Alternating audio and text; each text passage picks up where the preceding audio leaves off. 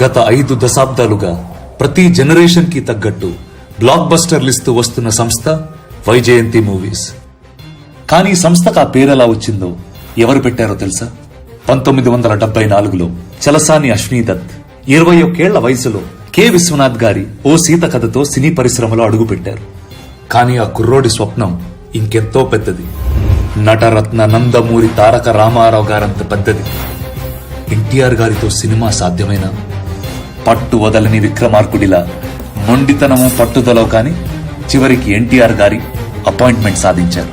ఆయనతో ఎందుకు సినిమా తీయాలనుకుంటున్నారో వివరించమని ఎన్టీఆర్ అడిగి అతని మాటలకి ముచ్చటేసి ఒప్పుకున్నారు. అంతవరకు అశ్వనీదత్ గారు బ్యానర్ కూడా స్థాపించనే లేదు. ఎన్టీఆర్ గారు అడిగిన మొదటి ప్రశ్నే అది, బ్యానర్ ఏమిటి అని. విజయ సంస్థ లాంటిదేదో అయితే బాగుండు అని దత్ గారు మనసులో ఉంది, కానీ బయట పెట్టలేదు. క్షణం ఆలోచనలో పడి ఆ మహనీయుడు ఎన్టీఆర్ మనసులో మరో అద్భుతమైన ఆలోచన గుప్పుమంది. అక్కడే ఉన్న కృష్ణుడి ఫోటోని చూపించి శ్రీకృష్ణుడి మెడలో ప్రతి క్షణం పరిమళాలను వెదజల్లుతూ ఎన్నటికీ వాడిపోని వైజయంతి, అదే నీ సంస్థ అని చెప్పారు. ఆ క్షణమే తన సువర్ణ హస్తాలతో వైజయంతి మూవీస్ అని తన అందమైన దస్తూరితో రాశారు. కేవలం రాయడమే కాదు, వైజయంతి ఎప్పటికీ వాడిపోని వెన్నె తరగని ఘన విజయాల్ని అందించే సూపర్ పవర్ అని ఆప్యాయంగా వివరించారు కూడా. ఆయన ఆ సంస్థలో చేసిన మొదటి సినిమా ఎదురులేని మనిషి. ఆ తారక రాముడి దివ్య సంకల్పంతో పెట్టిన ఆ పేరు ఏ వేళా విశేషము, ఆ మహానుభావుడి హస్తవాసం. ఆనాటి నుంచి వైజయంతి మూవీస్ ఈనాటి వరకు ఎదురులేని సంస్థగా నిలిచింది.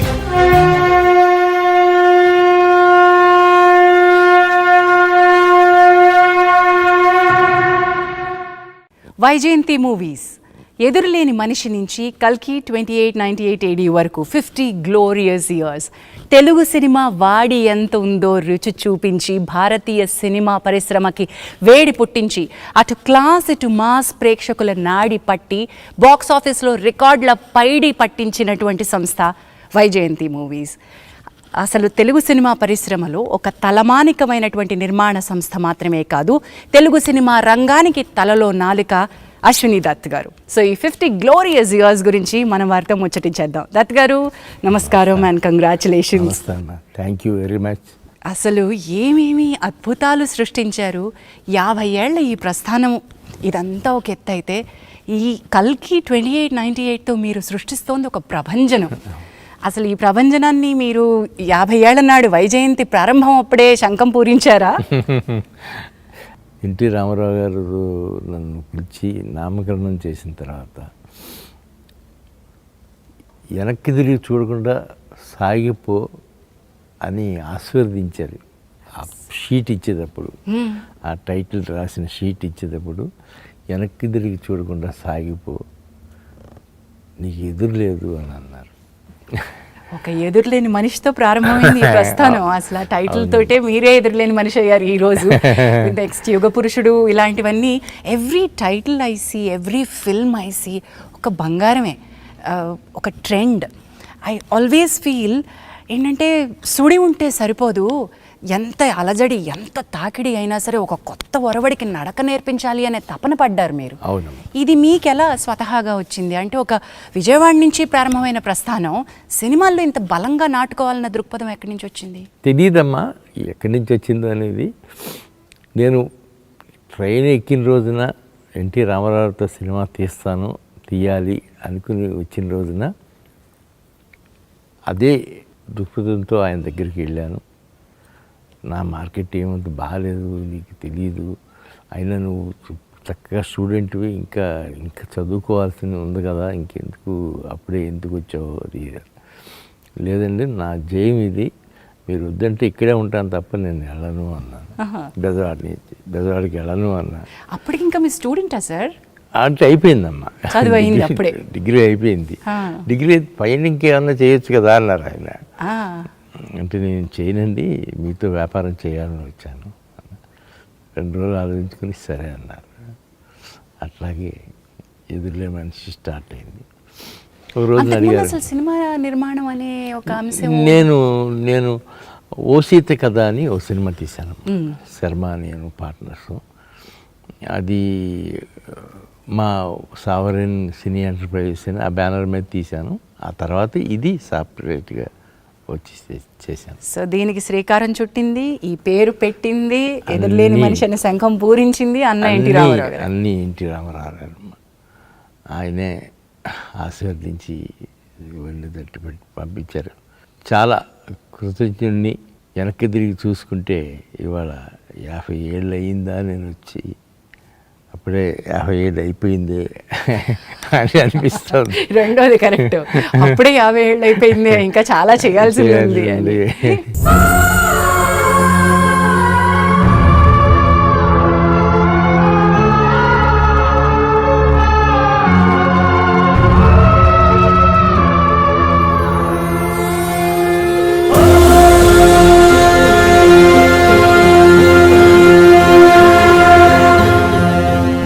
But there so much to learn from Vyjayanthi movies అండి. ఎందుకంటే మీరు ఒక ఫ్యాంటసీ కొత్త ఒరవడికి శ్రీకారం చుట్టినటువంటిది. అంటే ఒక తెలుగు సినిమా ఇండస్ట్రీకి నిర్మాణం ఎంత ఇంపార్టెంటో చెప్పిన సంస్థ ఇది నా ఉద్దేశంలో.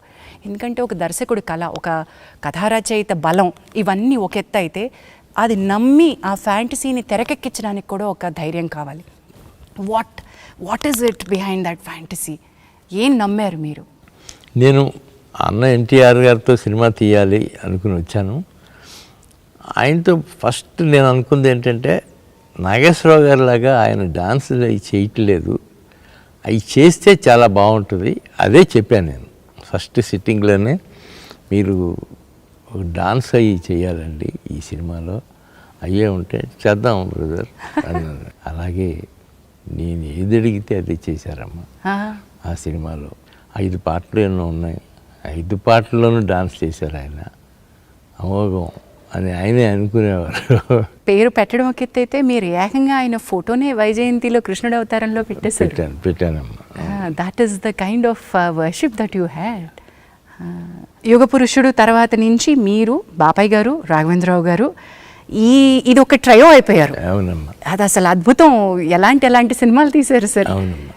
Not just one. ఆ తర్వాత మీ అనుబంధం రామారావు గారితో, నాగేశ్వరరావు గారితో, కృష్ణ గారు, కృష్ణరాజు గారు, సోహన్ బాబు గారు, దాట్ వాజ్ వన్ జనరేషన్. ఆ జనరేషన్ అండ్ మీ అనుబంధం ఒక్కసారి చెప్పండి సార్. నేను రామారావు గారితో తీసినప్పుడు నేను చాలా చిన్నపిల్లండి. కాకపోతే నేను ఆ కాంపౌండ్ నుంచి బయటకు వచ్చేటప్పటికి అంత పెద్దలాగానే అయిపోయాను. అంతా ఎన్టీ రామారావుతో సినిమా తీసిన బ్యానర్ ఇది, ఎన్టీఆర్తో తీసిన బ్యానర్ ఇది అని కృష్ణరాజు గారు కానీ, కృష్ణ గారు కానీ, అందరూ శోభన్ బాబు గారు కానీ, పెద్ద బ్యానర్లో చేస్తున్నాం మనం అని ఆ తృప్తి నాకు ఇచ్చారమ్మా. మీరు ఏ రోజు తగ్గలేదుగా. నిర్మాణపు విలువల్ని ఎంత ఇంపార్టెంట్గా భావించారు. అంటే నేను కేవలం పెద్ద స్టార్తో సినిమా చేయడం కాదు, వాల్యూస్ కూడా అంత బాగానే ఉండాలని నమ్మారు కదా సార్. ఉండాలి అనుకుని అలాగే అనుకుని చేసామమ్మా సినిమాలు. మొట్టమొదటి సినిమాకి, రెండవ సినిమాకి, ఎదురులే మనిషికి, యుగ పురుషుడికి 2.5 సంవత్సరాల గ్యాప్ వచ్చింది. ఆ గ్యాప్లో విజయవాడ వెళ్తా వస్తా ఉండేవాడు. తర్వాత యుగ పురుషుడు స్టార్ట్ అయింది. ఇంకా ఆ తర్వాత ఇక్కడి నుంచి ఎక్కువ గ్యాప్ ఇవ్వడానికి వీల్లేదు అనుకుని పెద్ద ఆయనతోనే అడిగి నాగేశ్వరరావు, కృష్ణ గారితో మొదలుపెట్టి సినిమా తీసాం. When I look back sir, combination సినిమాలు అద్భుతంగా చేశారు సార్. ఇప్పుడు ఒక ఇద్దరు స్టార్స్ని, ఇద్దరు ముగ్గురిని కాంబినేషన్లో పెట్టుకుని చేయడం, అది ఒక రకంగా అప్పటికి ఒక కొత్త తరం, ఒక కొత్త పంథ అని అనుకుంటున్నాను నేను. అనుకుంటాం అయి ఉంటుందమ్మా అది. ఎందుకంటే నేను కూడా ఇండస్ట్రీలో ఉండిపోయి అది చూడలేదు. కానీ రామారావుతో అయిపోయిన తర్వాత నాగేశ్వరరావు, కృష్ణ గారు, అలాగే శోభన్ గారు, బాలకృష్ణ గారు, కృష్ణరాజు గారు, నాగేశ్వరరావు గారు, వెంకటేష్ గారు, ఇలా కాంబినేషన్స్ చాలా మంచి కాంబినేషన్స్ కుదిరినాయి. ఇప్పుడు ఈ సినిమా వచ్చేటప్పటికి కల్కి నా జయం ఒకటి ఉండేదమ్మా. అందరితో తీశాను. కృష్ణరాజు గారు అబ్బాయితో, ప్రభాస్తో సినిమా తీయాలి అని ఇదే చెప్పాను. నాగి నువ్వు ఆలోచించే స్క్రిప్ట్లో ఎక్కడన్నా ఒకటి ప్రభాస్కి వస్తుందేమో చూడు అని. అదే అనుకుంటున్నాను మావయ్య. నేను ఒక 4 ఏళ్ళ నుంచి నా స్క్రిప్ట్ ఒకటి మైండ్లో ఉండిపోయింది మహానటి తర్వాత. ఇప్పుడు దాన్ని తీసి పొదలు పెడతాను అని చెప్పారు. కథలడి మావయ్య ఒకసారి వింటారా అని వినిపించాడు. అమోఘం.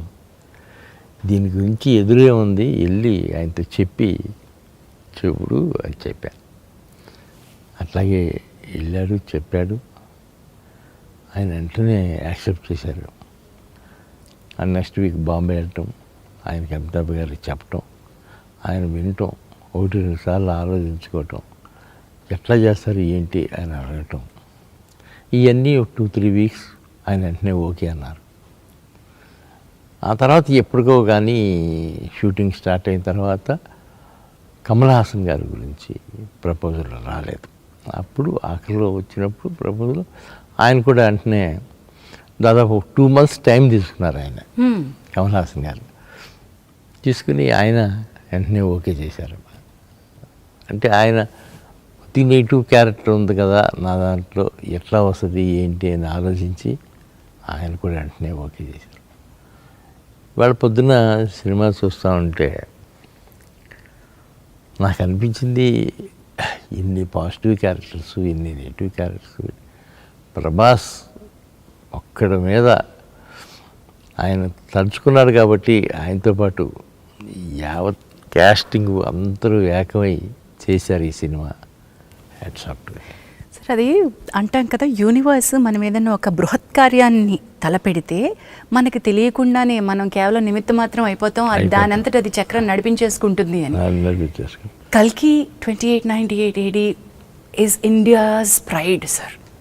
ఇది this is a visual treat, నా భూతో నా భవిష్యత్, ఇంటర్నేషనల్ స్టాండర్డ్. ఇది మన తెలుగు గడ్డ నుంచి పుట్టిందా అని తెలుగువారే ఆశ్చర్యపోయే స్థాయిలో సినిమా. ఇది వైజయంతిస్ 50th year అవ్వడం అనేది యాదృచ్ఛికమో లేదా ఇది ప్లాన్డో తెలియదు, కానీ this is one of the mile stone for Indian cinema according to me sir. Prabhas దీని అంతటికీ కారణం ప్రభాస్. ఆయన తర్వాత అమితాబ్ బచ్చన్ గారు, కమల్ హాసన్, దీపిక పట్టుకొని ఇంపార్టెంట్ క్యారెక్టర్ అదొకటి ఉంది.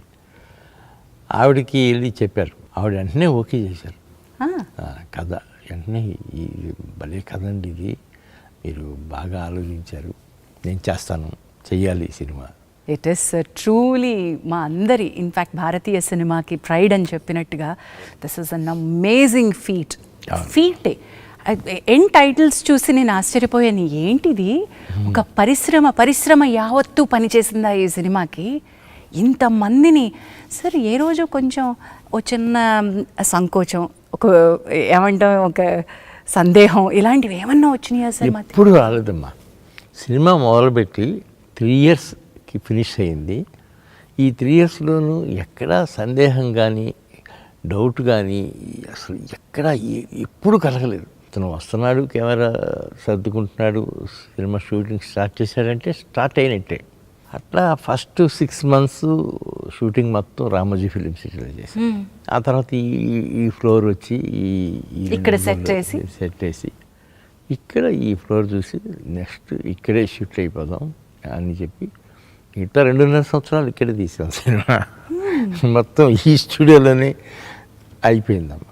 But what we see is, అంటే మీరు ఈరోజు చెప్తున్నారు, అది మీ ఏమంటారు దాన్ని, మీ హంబుల్ నేచర్, మీ హ్యూమిలిటీ అనాలి. నేను ఇది ఒక పెద్దది నేను చేస్తున్నాను నేను అనేటువంటి ఒక దాన్ని తీసి ఇది మేము చేసాము అని మీరు క్రెడిట్ పక్క వాళ్ళకి ఇస్తున్నారు, టీంకి ఇస్తున్నారు, చూసారా?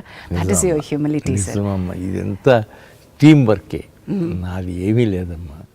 నేను మొదటి రోజున అమితాబ్ బచ్చన్ గారిని, ప్రభాస్ గారితో పాటు అందరినీ కలిశాను. ప్రభాస్ని నమ్ముకుని ఉన్నాం, ఈ సినిమా మొత్తం ఆయనే నడిపిస్తాడు అనుకుని ఆయన మీదే అప్పచెప్పాము.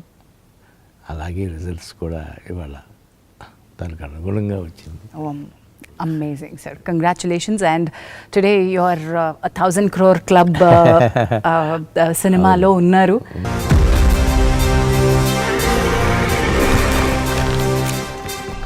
తన పేరు చరిత్ర మర్చిపోదు. సూర్యపుత్ర వైకర్త్ర కర్ణ.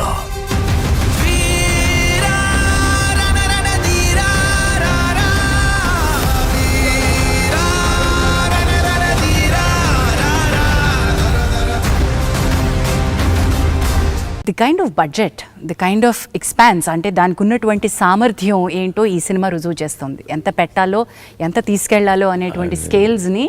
అంటే మీరు నిర్మాణ రంగంలో ఉన్నారు, నిర్మాణం వ్యాపారమే అనుకుని వచ్చారు. సినిమా మీ ప్యాషన్ మాత్రమే కాదు, దీనిలో నేను కొన్ని మెళకువలు నేర్చుకుని ఇది వ్యాపార సూత్రంగానే పెట్టాలి అని వచ్చారు. ఇలాంటి ఒక బృహత్తరమైన ప్రాజెక్ట్ చేపడుతున్నప్పుడు ఈ లెక్కలు, ఈ నెక్స్ట్ జనరేషన్ పిల్లలు, మీ అమ్మాయిలు, మీ అల్లుడు అందరూ కలిసి లెక్కలేస్తుంటే మీరు ఏమైనా లెక్కల్లో చెయ్యేశారా? నేను ఎప్పుడు లెక్కేయలేదమ్మా. మా స్వప్న కూడా అసలు ఎప్పుడు లెక్కేసి తీద్దాము, ఇది ఎట్లా అవుతుంది అనేది తను ఎక్కువ ఆలోచించలేదు. అసలు స్వీటీకి అసలు ఆలోచన ఉండదు అనుకోమ్మా. అసలు లెక్కకి అందుకోలేని సినిమా అమ్మ ఇది. అబ్సల్యూట్లీ లెక్కకి అందుకోలేని సినిమా. ఎంత బాగా చెప్పారు అసలు. లెక్కకి అందుకోలేని సినిమా. సార్, తెలుగు సినిమా ఇండస్ట్రీని ఒక్క చోటికి, ఒక తాటికి తీసుకురావడం, అందరికీ తల్లో నాలుగులో ఉండడం, అంటే వ్యాపారం వ్యాపారమే, పోటీ పోటీయే, కానీ ఫ్రెండ్షిప్పే. ఎలా సాధ్యమైంది? మీ నిర్మాణ సంస్థతో పాటు మీరు మరికొంతమంది, ఇప్పుడు ఫర్ ఎగ్జాంపుల్ రాఘవేంద్రరావు గారితో కానివ్వండి, అల్లు అరవింద్ గారితో కానివ్వండి, ఆ దిగ్గజాలందరూ ఓ చోటికి ఎలా చేరారు? ఎప్పుడు అంటే రాఘవేంద్రరావు గారు ఉన్న చోట మొత్తం అందరం ఒక చోటే ఉంటాం కదా. అలాగే ఉన్నప్పుడు అరవింద్ గారు, నేను ఒక రోజున ముందు ఈ పెళ్లి సందడి తీసేటప్పుడే అరవింద్ గారు, నేను రాఘవేంద్ర గారితో అన్నాం, ఏదన్నా ఒక కాంబినేషన్లో చిన్న సినిమా లాంటిది తీద్దామండి సరదాగా. అదైతే నేను రెడీగానే ఉన్నాను, నేను కథ కూడా చెప్తాను మీకు అని ఆయన నెక్స్ట్ 2 డేస్లోనో 3 డేస్లోనో కథ చెప్పారు. వెంటనే స్టార్ట్ చేసామమ్మ. అది పెళ్లి సందడి. పెళ్లి సందడి. త్యాగమనే దేవత సన్నిధి వెలిగే దీపం, ప్రేమ ప్రేమ ప్రేమ ప్రేమ. పెళ్లి సందడి చిన్న సినిమా ఎలా అయింది సార్? మొదలుపెట్టినప్పుడు చిన్న సినిమానేమ్మా. అది 1 crore 20 lakhs అంత అయింది, ఇంక్లూడింగ్ రాఘవేంద్ర రెమ్యునరేషన్. అది 11,30,00,000 కలెక్ట్ చేస్తుందమ్మా. అది వాట్ అ రేంజ్! ఈ రోజు మనం ఈ ఫిగర్స్ మాట్లాడుతున్నాం అంటే మరి అది సక్సెస్ రేట్లో ఎక్కడుందో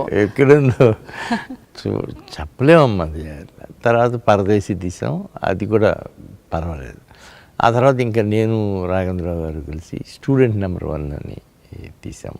స్టూడెంట్ నెంబర్ 1 ఇస్ అగైన్ సంచలనం. మీరు ఒక అంటే ఇంటర్నేషనల్ పునాది అక్కడి నుంచి స్టార్ట్ అయింది. అక్కడి నుంచే స్టార్ట్ అయిందమ్మా. మా ఇద్దరిది, రాఘవేంద్రరావు గారిది నాది. ఒకసారి నేను అర్జున్ రాజు గారు ఉండగా, రోజా మూవీస్ అండి, మన ఈయన విజయలక్ష్మి ఆర్ట్ పిక్చర్స్ త్రివిక్రమరావు గారు వచ్చి సరదాగా అందరితో చేస్తున్నావు కదా, మాతో కూడా చేయొచ్చు కదా అని. అలాగేనండి చేద్దామని నేను, త్రివిక్రమరావు గారు, దేవివర్ ప్రసాద్ కలిసి అమ్మ రాజీనామా. ఎవరు పాడగలరు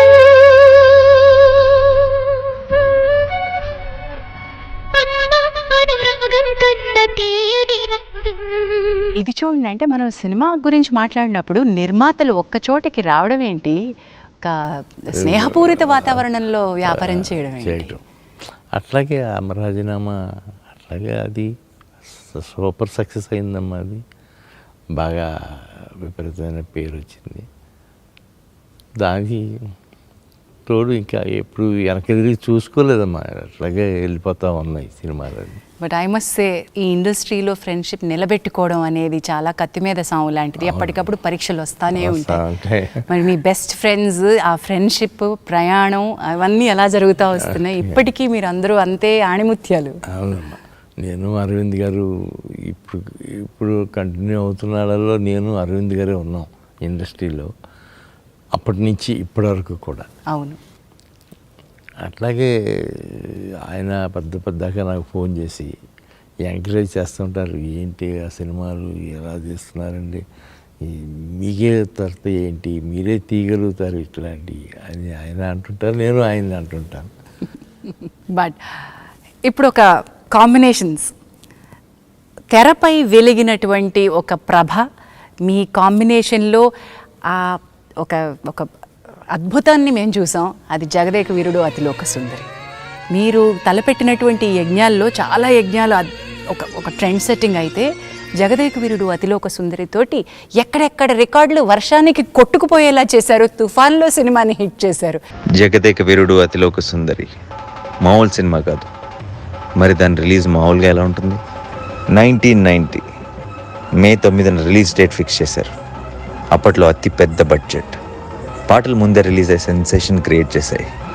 అన్నీ బాగున్నాయి అనుకుంటున్న టైం, సరిగ్గా అదే టైంకి అంటే 6వ తారీఖున తుఫాను వార్తలు మొదలు.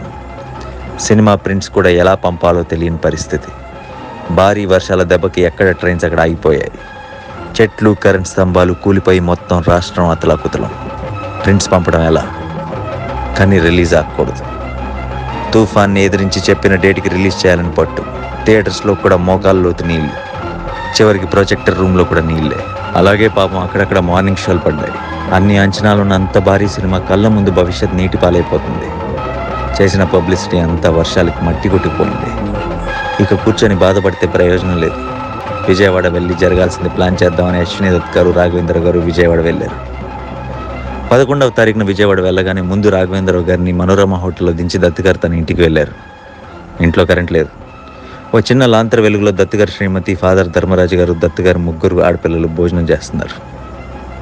ఇంట్లో చీకటి, దత్ గారి మనసులో చీకటి. అప్పుడు దత్ గారు చాలా నిరాశగా, ఇదే నా ఆఖరి సినిమా ఏమో అన్నారు ఫాదర్తో. ఆ మహానుభావుడు వెంటనే, ఏం పర్వాలేదు, మంచి సినిమా తీసావు, సెటిల్ అవుతుంది, ముందు భోంచే అని ధైర్యం చెప్పారు. మర్నాడు పక్కనే ఉన్న గుంటూరు మంగా థియేటర్కి దత్ గారు, రాఘవేంద్ర గారు కలిసి వెళ్తే అక్కడ వాతావరణం వేరేగా ఉంది. క్లాస్ ఆడియన్స్ ఉండే బాల్కనీలో జనం మాస్ ఆడియన్స్లా రెచ్చిపోతున్నారు. చప్పట్లు, ఈలలు, గోల గోల. ఆశ్చర్యం ఇంకా చిన్న ధైర్యంతో గుంటూరు నుంచి తెనాలి బయలుదేరారు దర్శక నిర్మాతలు ఇద్దరు. అప్పుడే ఓ మరుపురాని సంఘటన.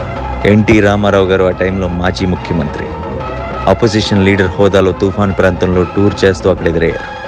దత్ గారు, రాఘవేంద్రరావు గారు కారు ఆపి ఆయన్ని కలిశారు. ఎన్టీఆర్ గారు అప్పుడు గంభీరంగా, సినిమా రిపోర్ట్ బాగుంది, సెటిల్ అయిపోతుందిలేండి బ్రదర్, కంగారు పడకండి, నేను చెప్తున్నాను అని ధైర్యం చెప్పి తన ప్రోగ్రాంలోకి వెళ్ళిపోయారు. ఆయన దగ్గర నుంచి వచ్చి కారెక్కిపోతుంటే ఓ పల్లెటూరి వ్యక్తి సైకిల్ మీద అరటిపళ్ళతో వస్తూ అశ్విని దత్ గారిని, రాఘవేంద్రరావు గారిని చూసి పరిగెత్తుకు వచ్చి, ఇప్పుడే సినిమా చూశాను, అదిరిపోయింది, సంవత్సరం ఆడుద్ది అని గట్టిగా అరిచాడు. దత్ గారు, రాఘవేంద్రరావు గారు ఊపిరి పీల్చుకున్నారు. ఇంకా అక్కడి నుంచి సినిమా విజయ విహారం. నాన్ స్టాప్గా ఊరూరా వాడవాడలా చెలరేగిపోయింది. తుఫాను, వర్షం, అబీభత్సం ఏవీ జగదేక వీరుడు అతిలోక సుందరిని ఆపలేకపోయాయి. ప్రతి షో హౌస్ఫుల్. పడవల్లో టౌన్కి వచ్చి మరి సినిమా చూశారు. ల్యాండ్ మార్కెట్స్ ఊరికే వస్తాయా?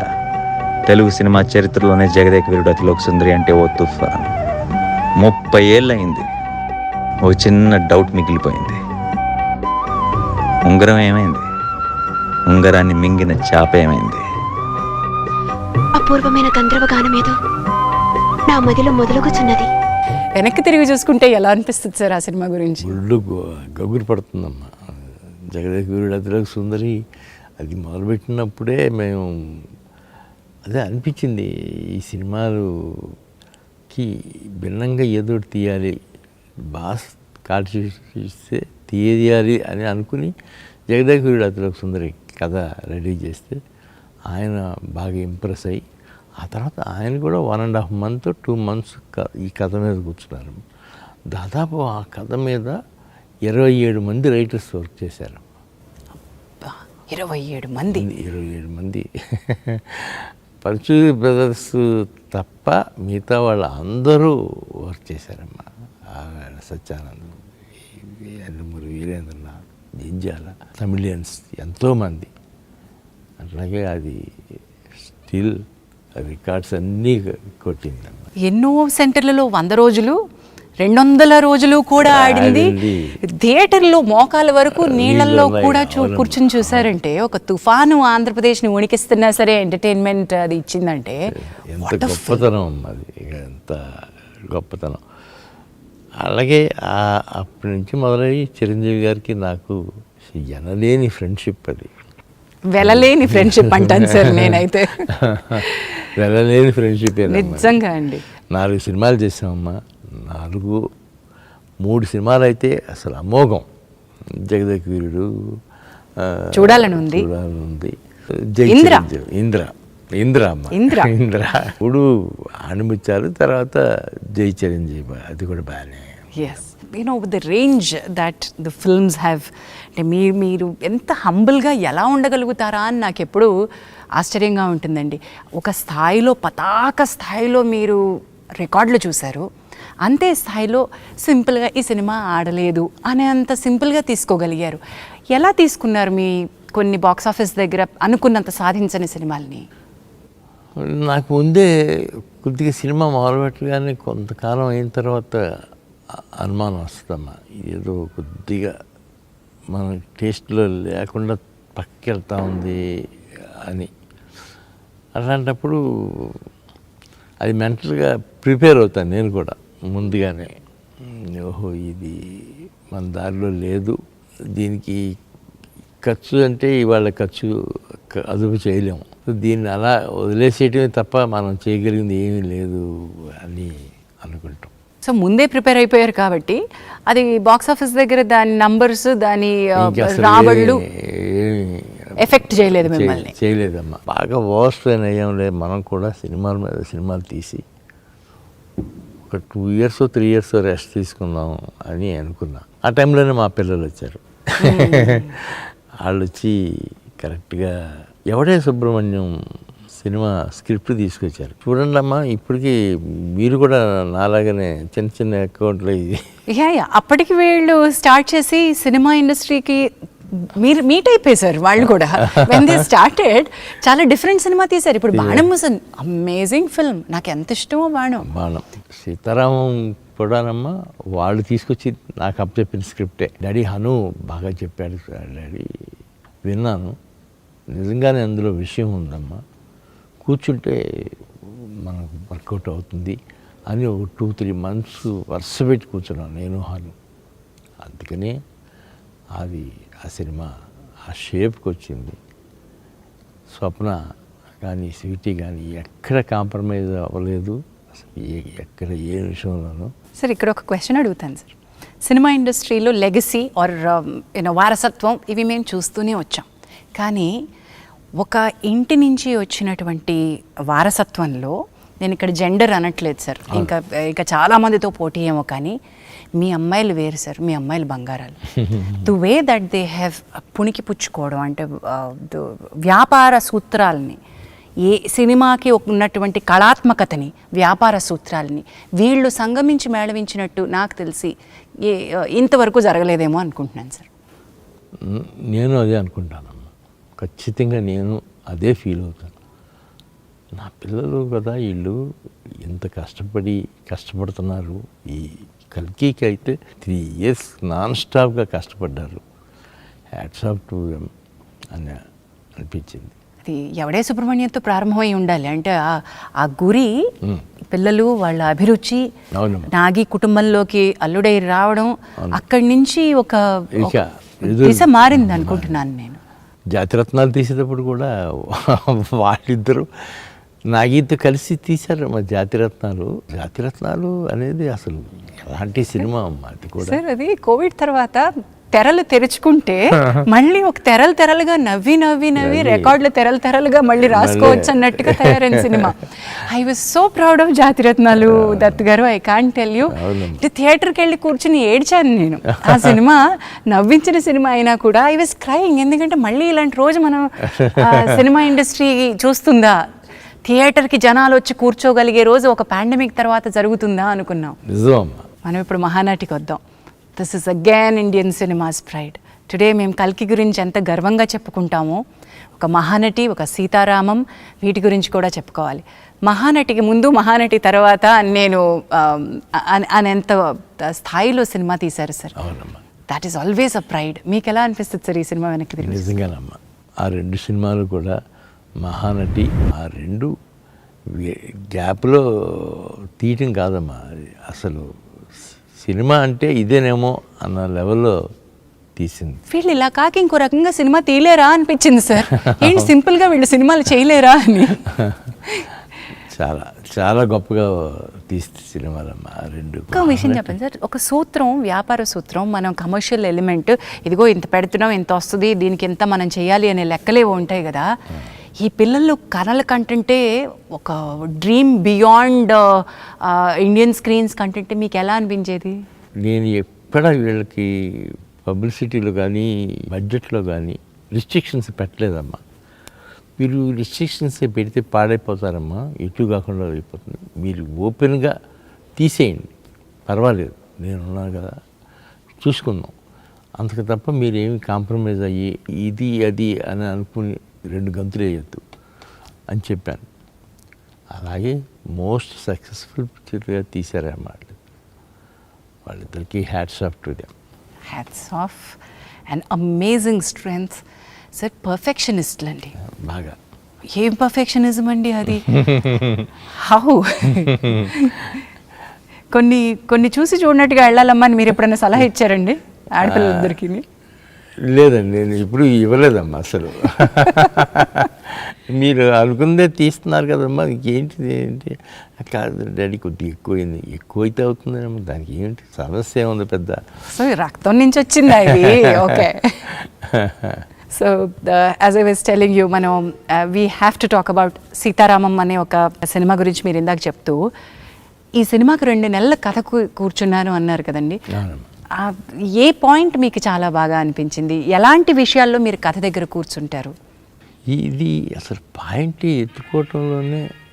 ఎత్తుకోవటంలోనే అదే గొప్ప పాయింట్ అమ్మా. సీతారామం జమీందారీ వంశంలో పుట్టిన అమ్మాయి, ముస్లిం యువతి, సైనికుడిని సెలెక్ట్ చేసుకుని పెళ్లి చేసుకుంటాము అనే దాంట్లో వాళ్ళ అన్నయ్య ఈ లోపల గొప్ప సంబంధం తీసుకొచ్చాడు. వాళ్ళ ఫ్యామిలీకి సరిపడా సంబంధం, అట్లా సెటిల్ అవ్వాల్సిన వాళ్ళు ఇట్లా అయిపోయారు ఏంటి అనిపించే లెవెల్ కథ. అది మామూలు కథ కాదమ్మా. సీతారామం అనేది నా లైఫ్లో ఎప్పుడూ మర్చిపోలేని సినిమా అమ్మ. స్వప్న, ప్రియాంకకి ఎప్పుడూ చెప్తాను, అమ్మ ఎప్పుడన్నా రుణపడి ఉన్నానంటే ఈ సినిమా విషయంలో మాత్రం మీకు రుణపడి ఉంటాను. సీతారామంకి అంత గొప్పగా ఇంప్రెస్ చేసింది. నాగశ్విన్ అనే ఒక దర్శకుడు, మేమందరం తెలుగు వాళ్ళందరం కూడా ఏమిటి ఈ ఋషి, ఎవరి యోగి, ఎవరి సిద్ధపురుషుడు అని మేము అనుకుంటాం. మొన్న మా తోటినట్టుడు బ్రహ్మాజీ గారు, బాబు నీ అరిగిపోయిన చెప్పులు పంపిస్తే కళ్ళకద్దుకుని ముద్దు పెట్టుకుంటాను అన్నారు. నిజంగా అండి, ప్రతి తెలుగు ప్రేక్షకుడి హృదయం అలాగే అనిపిస్తుంది. సో ఇప్పుడు మీ ఇంటి అబ్బాయి అయిపోయాడు కాబట్టి నేను కూడా చూస్తానమ్మా. మా ఇంటికి వస్తాడా, హడావిడిగా వస్తాడు, వచ్చి ఇక నాకు చెప్పులకు ఇచ్చి లోపలికి వస్తాడు. వెళ్తే బయటికి చెప్పులుంటే అవి వేసుకెళ్ళిపోతా ఉంటాడు. తను వచ్చేటప్పుడు కూడా వాళ్ళ నాన్నగారు చెప్పులు వేసుకొచ్చేస్తాయంట ఒక్కోసారి. ఎక్కడ సార్ అంటే ఎప్పుడు ఒక చాప్టర్ ఎక్కడో కల్కిలోనో, ఒక చాప్టర్ ఎక్కడో నెక్స్ట్ ఇంకొక 5 ఏళ్ల తర్వాత తీయబోయే సినిమాలోనో ఆ సినిమాటిక్ యూనివర్స్లో తిరుగుతూ ఉంటుందేమో. What is this genius? మీరు ఇంట్లో ఇంతమంది జీనియస్లను పెట్టుకుని ఎట్లా మేనేజ్ చేస్తారు సార్? మీ బలం ఏంటి? మీకు నా జీనియస్ అనేది నా రోజుల్లోనే అయిపోయి ఉంటుందేమో. ఇప్పుడు వీళ్ళందరూ జీనియస్లు చూస్తా ఆనందంగా గడుపుతున్నాను అనుకుంటానమ్మా. But I think credit Vinay గారికి ఇద్దాం. ఇంతమంది జీనియస్లు ఒక ఇంట పెట్టాలి అంటే అవునమ్మా, మీ జీవిత భాగస్వామికి కూడా ఇవ్వాల్సిందే కదా, ఇవ్వాలి కదా. మరి వినయ్ దత్ గారు కూడా, మీరు రాజకీయాల్లోకి వెళ్తే ఆవిడ అంతే సామర్థ్యంతో అక్కడికి వచ్చి క్యాంపెయినింగ్ చేయడము, సినిమా నిర్మాణంలో ఉంటే మరి మీకు సపోర్ట్గా ఉండడం. అవునమ్మా, చాలా చాలా. మా వినయ్ మాత్రం ప్రతిదానికి సగం కారణం తనేనమ్మా. నా సక్సెస్లో కానీ ఫెయిల్యూర్స్లో కానీ, నేను ఫెయిల్యూర్స్లో ఉన్నానండి అన్నప్పుడు, ఏంటండి ఒక సినిమా పోతే ఇలా అయిపోతారు, పదండి ఇంకోటి సినిమా తీయండి తొందరగా వెళ్ళండి అనేది. అలా గ్రేట్ లేడీ. అంతే కదండి మరి. సో సినిమా ఒక ప్రస్థానం అయితే దత్ గారు, మీరు ఏ రోజు కూడా అనుకున్నది మాట్లాడడానికి, ఎప్పుడు సినిమా ఇండస్ట్రీలో సభల్లో మాట్లాడి ఇంటర్వ్యూల్లో గట్టిగా మాట్లాడేటువంటి మేము ఇంతవరకు తీరు వినలేదు మీ దగ్గర నుంచి. కానీ రాజకీయాల్లో, అటు ప్రత్యక్ష రాజకీయాల్లో పోటీ చేసిన, ఈ మధ్య రాజకీయాలకి పరోక్షంగా సపోర్ట్ చేసిన, బలంగా మీ వాదనని వినిపించారు. ఈ స్ట్రెంగ్త్ ఎక్కడి నుంచి వచ్చింది? ఇంత పెద్ద సినిమా ప్రాజెక్ట్ని పెట్టుకుని మనకి రిలీజ్ రాబోతుంటే చాలామంది వ్యాపారం ఉన్న వాళ్ళు కొంచెం జాగ్రత్తగా మాట్లాడదాం అనుకుంటారేమో. కానీ ఉన్న నిజాన్ని నిక్కచ్చిగా చెప్పటమే మా నాన్నగారు నాకు నేర్పించిన విద్య అమ్మ. అది మొహాట లేకుండా మాట్లాడు, ఏంటి ఇందులో ఏం పోషిస్తుందంటావు, సినిమాకి దానికి ఏంటి సంబంధం.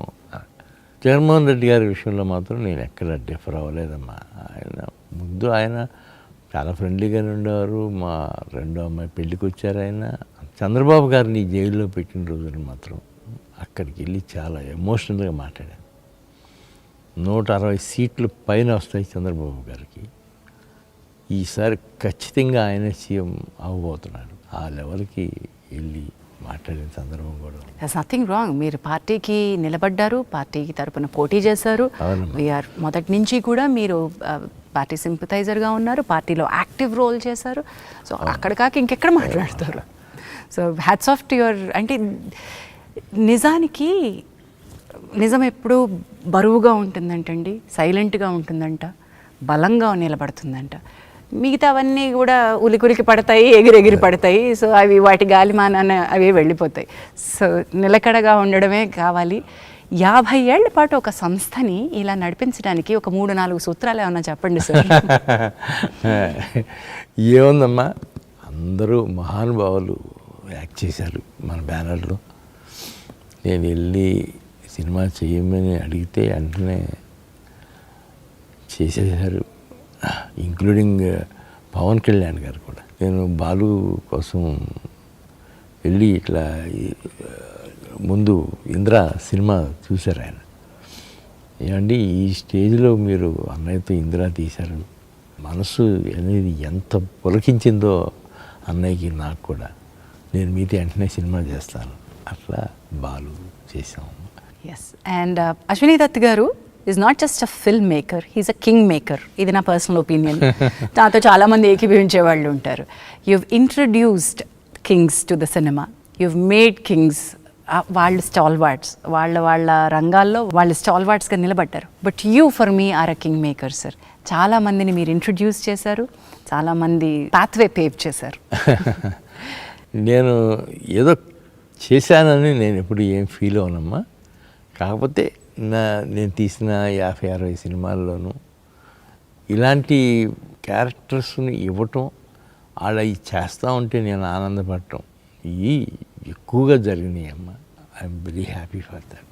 ఎస్. మీ అంటే పిల్లలు నెక్స్ట్ జనరేషన్ రావడం ఒక ఎత్తు అయితే, ఇప్పుడు చిరంజీవి గారు, కృష్ణ గారు మీ బ్యానర్లో వర్క్ చేసినట్టయితే వాళ్ళ పిల్లల్ని కూడా మీ బ్యానర్ నుంచి ఇంట్రడ్యూస్ చేయాలనుకోవడం, అది వాళ్ళు కూడా మిమ్మల్ని నమ్మి ఇచ్చినటువంటి బాధ్యతే కదండి. ఇచ్చిన బాధ్యతేనమ్మా. ఫస్ట్ కృష్ణ గారమ్మా, నెక్స్ట్ చిరంజీవి గారు, అందరూ అరవింద్ గారు, తారక రత్న, ఒకటో నెంబర్ కుర్రారు కానీ తారక్ స్టూడెంట్ నెంబర్ 1 అన్నీ అట్లా వచ్చినాయనమ్మా. ఆ సీజన్లో నేను కూడా రాఘవేంద్ర గారు పక్కన ఉండేవారు కాబట్టి కొన్ని సినిమాలు ఆయనతో పాటు పార్ట్నర్షిప్లో తీసాం కదమ్మా. 2-3 సినిమాలు తీసాం. దర్శకేంద్రుడి మ్యాజిక్ టచ్ తోటి వచ్చిన, బట్ దెన్ అది ఆ చొరవ, ఇది మీ మీద నిర్మాణ సారథ్యం, బాధ్యత పెడితే ఎంత ఎఫెక్టివ్గా మీరు వర్క్ చేయగలుగుతారనే నమ్మకం కూడా ఈక్వల్లీ ఇంపార్టెంట్. నిజమమ్మా. మీరు నాకు సూత్రాలు చెప్పలేదు అటువై. సో 50 ఏళ్ల ఈ గ్లోరియస్ ఇయర్స్లో ఒక నిర్మాణ సంస్థకి ఫస్ట్ మీరు చెప్పింది యాక్టర్స్. అవునమ్మా. నెక్స్ట్ ఇంకేం కావాలి? నెక్స్ట్ మన గుడ్డి ధైర్యమేనమ్మా. గుడ్డి ధైర్యం, అయ్యో బాబోయ్, దాన్ని గుడ్డిగా నమ్మడం కష్టం సార్. అలా కుదిరిందమ్మా అంతే. కథని నమ్మడము లేదా దర్శకుడిని వినడము, దానిలో మన జడ్జ్మెంట్, ఇక్కడ గుడ్డిగా ఉండడం కంటే, ఇప్పుడు మీరు చెప్పారు 2-3 నెలలు కూర్చున్నారు, 27 మంది రచయితలు కూర్చున్నారు. It is not just blind అనుకుంటున్నాను సార్. లేదమ్మా, ఆ సినిమా వరకు అది నిజంగానే మీరు అన్నట్టు బ్లైండ్ కాదు. అది అట్లాగే 27 మంది రైటర్స్ అవసరం అనుకున్నప్పుడల్లా పిలిచామమ్మా. దానికి మాత్రం నేను ఎప్పుడు హ్యాట్స్ ఆఫ్ టు చిరంజీవి గారు, హ్యాట్స్ ఆఫ్ టు రాఘవేంద్ర గారు. వాళ్ళిద్దరూ దాదాపు 3 months నా అపార్ట్మెంట్, మద్రాస్ అపార్ట్మెంట్లో వీళ్ళందరినీ కలిసి కూర్చొని వండుతుంటే, అది కదా సినిమా అంటే గొప్పతనం అది అనిపించిందమ్మా. దత్ గారు, one quick round up.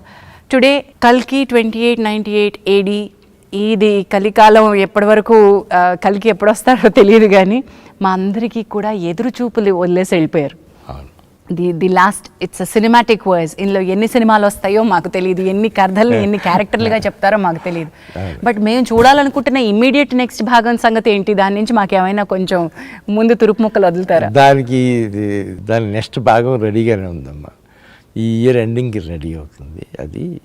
So what is project కే అని మొదలు పెట్టారు.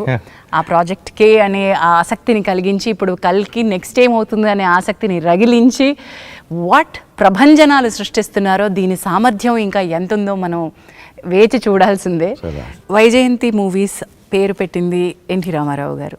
వారు మీకు ఆల్మోస్ట్ గురు సమానులు, దైవ సమానులు అనే మీరు అంటారు. మరి మీకు తల్లిదండ్రుల బలం కూడా ఎక్కువ ఉంది. నాన్నగారు ఆశీస్సులతోటి వారి ప్రెజెన్స్ అని వేసి ప్రతిసారి దాని తర్వాత వచ్చే టైటిలే నాన్నగారికి. ఆయనకి ఎప్పుడు క్రెడిట్ ఇస్తారా మీరు?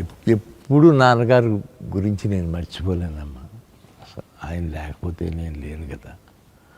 ఒక్కగానొక్క కొడుకుని అని అల్లారు ముద్దుగా పెంచారు.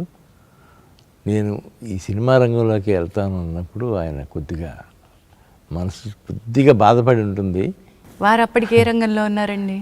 అప్పుడు ఆయన ఎలక్ట్రికల్ కాంట్రాక్టర్. వారు వ్యాపార రంగంలోనే ఉన్నారు. వ్యాపార రంగంలో కూడా మంచి రంగంలో ఉన్నారు. ఆ తర్వాత నా దగ్గరికి వచ్చేసారు, ఇక నాతో పాటు ఉండేవారు. సినిమా గురించి ఏమీ తెలియని ఒక కుటుంబం నుంచి మీరు ఏ కళని మోసుకుంటూ హైదరాబాద్ వచ్చారు సార్? విజయవాడ నుంచి చెన్నై ఎలా వెళ్ళారు? నిజమేనమ్మా, అది నాకే ఆశ్చర్యం అనిపిస్తుంది. నేను చూసే సినిమాలు లైబ్రరీ లాగా వాడుకుని వీటిలో నుంచి వచ్చాను. రామారావు గారిని నాగేశ్వరరావు గారి లాగా డ్యాన్స్ చేయించాలి అనుకునే దీంతో వచ్చి సినిమాలు తీయటం అంటే జోక్ కాదు కదమ్మా. అండ్ దానికి తోడు మీ తల్లిదండ్రులు మీరు ఒప్పించి రావడం, దీనిలో వ్యాపారంలో డబ్బులు పెడతారంటే పైగా సినిమా అనగానే కొంచెం కంగారు ఉంటుంది. పెడతారు అసలు. అలాంటిది మా నాన్నగారు కొద్దిగా హెసిటేషన్గా ఉంటే మా అమ్మగారు ఏం లాభం లేదు, వాడు ఏం చెబితే అది చేయాల్సిందే, మీరు ఒక సినిమా చేస్తారు ఏమవుతుంది, తీయించండి పోనీ అని గట్టి పట్టుబట్టింది మా అమ్మ.